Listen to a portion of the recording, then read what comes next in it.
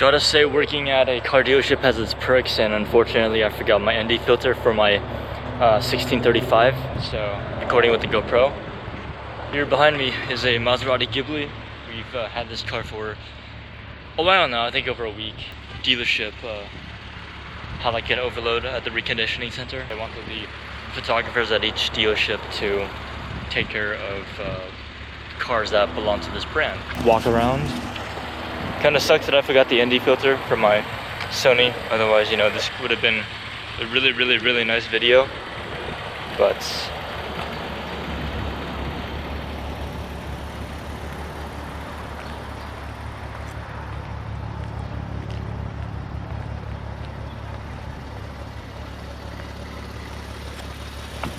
alright, let's take it to the inside. Sorry about the mess. I went to pick up some coffee. But this is what the interior looks like. Whoa, okay, yeah, that's kind of skewed. There we go, it's better. This is really skewed with the super wide angle. But this is essentially what the interior looks like. This car can easily go over the speed limit by like 30 to 40 miles per hour.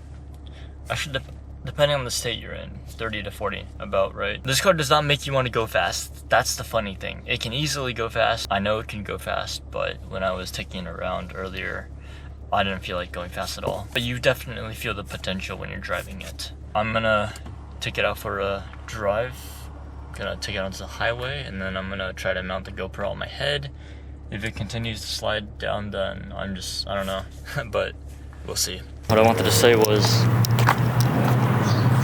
now I really do get the difference between buying a car like this. This car right now has 49,000 miles, and believe it or not, it is the same price as my WRX brand new. They're selling this for roughly, I think, $29,200. Definitely not a bad price for what you're getting. To me, this car feels extremely safe, both driving on the highway and local roads. And now I get what the difference is between even a Mercedes. I've driven plenty of Mercedes. No Mercedes I've driven feels as safe as driving this car. But it's also probably because the Ghibli is also really heavy. I don't know how it fares among its class. Local roads, you know, there's no feeling of need for speed, like I said. Even if you were driving at, say, like 45, 50, the speed limit here in the Bay Area is roughly about 35, 40, depending on the area you're in. But even if you're, you know, doing 50 to 60 on these roads, it does not feel as if you're going that fast. There's a huge difference between spending and investing the money in high-end cars like this versus, you know, buying a, you know, Toyota or Honda for a lower and cheaper price. For these kind of cars, well, I mean, like 5 years ago, you're pretty much investing in the value of these cars, but I don't know how they hold their worth, but if it's based on driving performance and just the overall feel of the car, it's actually really awesome both ways.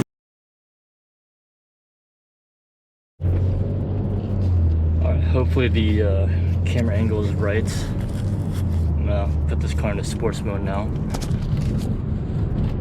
It's on sports mode. Hear the exhaust, and then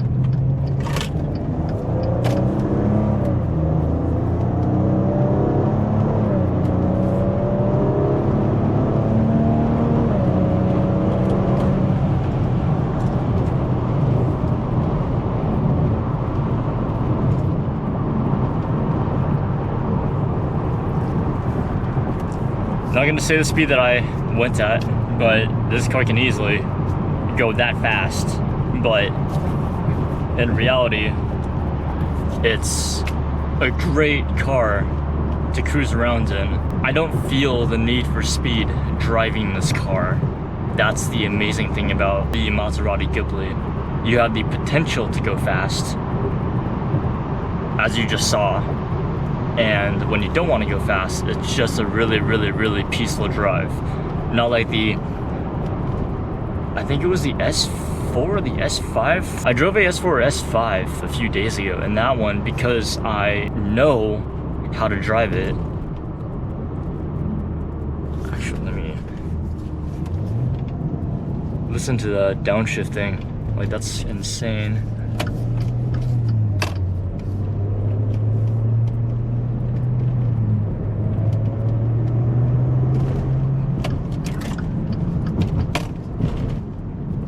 Unfortunately, you can't really hear the downshifting in sports mode.